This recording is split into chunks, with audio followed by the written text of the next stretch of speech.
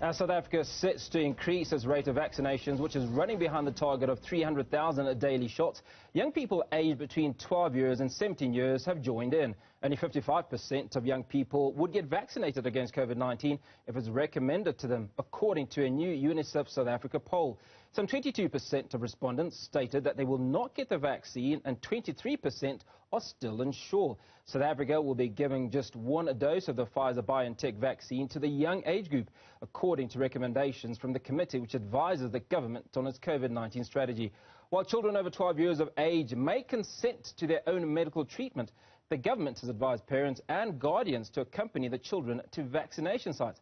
As at 4 p.m. Wednesday, October 20, which was the first day of the vaccination for the adolescents, a total of 38,800 people in South Africa had been vaccinated. Now, one of the first adolescents to get the jab was 14-year-old Matthew Rodrigues, who joins me in studio to walk us through his experience and the impact it has had on his friends and schoolmates. With me in studio, Matthew, good to see you. Thanks for coming on to the show. Too. Thank you so much for having me. How's it, Hugo? How great to see you too. Matt, let's talk about what motivated you to get the jab. So originally it was mainly just to protect myself and others, but I also think it came with the bonus of me being able to go back to watching my favorite sports. The Sunshine Tour is currently happening in my estate, and it's like a national golf tour. So I really wanted to watch that. The day that I found out that the vaccines got open from ages 12 to 17, I told my dad, getting registered, getting the vaccine and watching the tournament. So I suppose one of those things is about information and access to information. How much information did you have before you made this decision? Well, obviously my family is quite in the medical industry, so I knew quite a bit about this vaccine, and my whole family has it now besides my sister. But my dad and my brother told me how safe it is, and I just decided to get it because they confirmed that it's safe for me. So you didn't have any fears in making this decision? No, I did not. And was this decision your decision? Yeah, primarily it was all mine. My parents didn't have anything to do with it. They let me make my own decision. Well, we have Mom in the house. Yeah. Mandy, thanks for coming on. Now, obviously, did you have any fears about Matt not taking the vaccine? What were your thoughts in that process? I assume you've obviously been vaccinated. I've been vaccinated. Originally, Matt had influenza B about 3 years ago with cardiac enzymes, and kidney function was a problem. So we knew he was possibly at risk for some side effects, but we didn't push him either way. So as a mom, I was worried about side effects, but Matt came to us as soon as it opened and said, I want the jab. Having lost my mom a few months ago due to COVID, sorry to hear that. Yeah, I think that also had some, he didn't want to. My dad stays with us at the moment, and he didn't want to be the only one not vaccinated and possibly transfer the infection.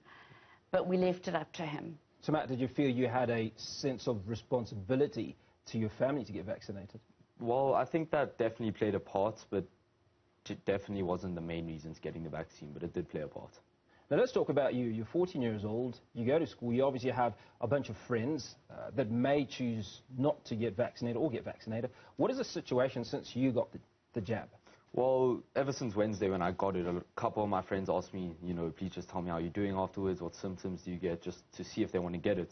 And then a couple of my friends got it the day after, and then Friday, 2 of my friends got it. So I think they really just wanted to see how bad it got for me, if the symptoms were bad, which they weren't. So they were kind of using you as the guinea pig? I guess so, yeah, I guess they were, you could say. Now talk us through that process. When you got the jab, were you informed of possible side effects which you needed to look out for, and how did you feel in the hours after? So I did get informed about the side effects, like headaches and nausea, and your arm's definitely going to be sore. So after getting the jab, they keep you there for 15 to 20 minutes just to make sure that you're all fine. And then a couple hours later, I felt my arm getting really sore, but nothing major. I didn't have bad headaches from it, no nausea. But the next day, your arm, it's hard to move it. But, other than that, if you just move it regularly, it should be fine. Now, I'd imagine that you're on social media, and there's a lot that comes at you from all sorts of directions, many anti-vaxxers. What was your opinion or thought process from all the information that you came across? Well, I feel like everyone has the right to their own opinion on anything. So anti-vaxxers, they just like, to be fair, I don't support it. I don't think anti-vaxxers, like, I don't think their point to not getting a vaccine is right. But, you know, that's everyone's choice, so I can't really decide that for them. But no one's really come up to me and said that they're an anti-vaxxer. Like, a couple of friends at school said that their parents said no because they don't believe in vaccines. But other than that, I haven't had any, like, interaction with a proper anti-vaxxer. Now, have you shared your journey on social media? No, not really. My mom has posted about it, but, like, it isn't, like, major, like, not a big thing on social media. Is that something that you would consider doing, or are you just happy having that conversation in person with your friends and people you come into contact with? Well, yeah, if anyone asks me questions about it, I'm more than happy to have a conversation, but I don't think I'm necessarily going to go post about it and stuff like that. Man, let's talk about you as a mother and the interface that you have with other parents and other mothers. What sort of conversations are you having, especially when it comes to letting a 14-year-old make a life decision? You know, I think even I had the first COVID vaccine in February. So even then, there was people hesitant because that was right at the beginning. And they would ask questions. I guess I was also a guinea pig and kind of went through it, and I got a couple of side effects. Mothers are asking me how he's doing and did I force him to go, and I'm just saying to them there's no way.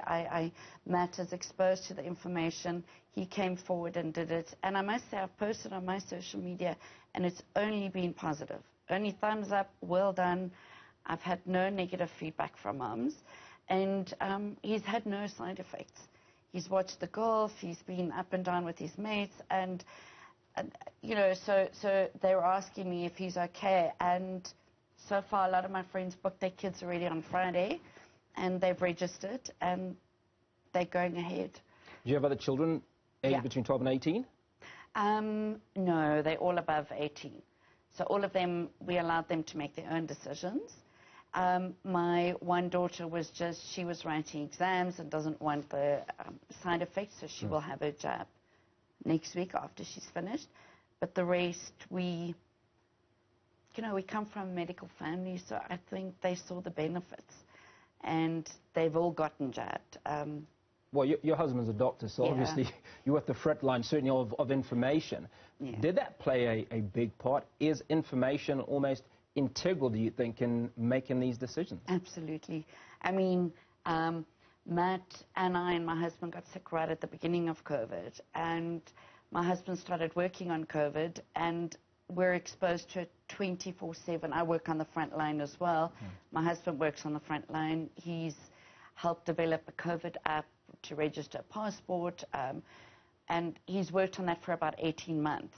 And so we talk about COVID every single day. We watch the COVID rates. We talk about different options of, we debate at the family table ivermectin versus, the jab versus all of that. So it's a conversation in our house 24/7.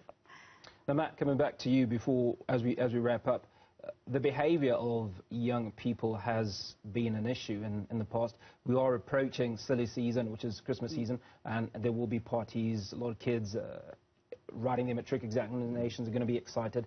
Talk to us about behavioural patterns of young people. Do you feel that now that you've received the jab that you can really go out and have a good time and not necessarily adhere to some of those COVID protocols?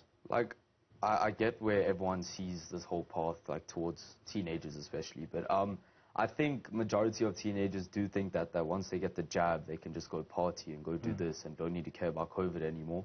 But that's really not the case, because, yes, the jab keeps you safe, it kind of keeps others safe, but you can still spread the virus. So, in my eyes, it doesn't make me feel as if I can just go out and do whatever I want. Like, I'm still going to follow protocols, but I think I am going to be less careful when it comes to, like, going with mates somewhere. But, like, I'm still going to have my mask, I'm still going to sanitize and everything.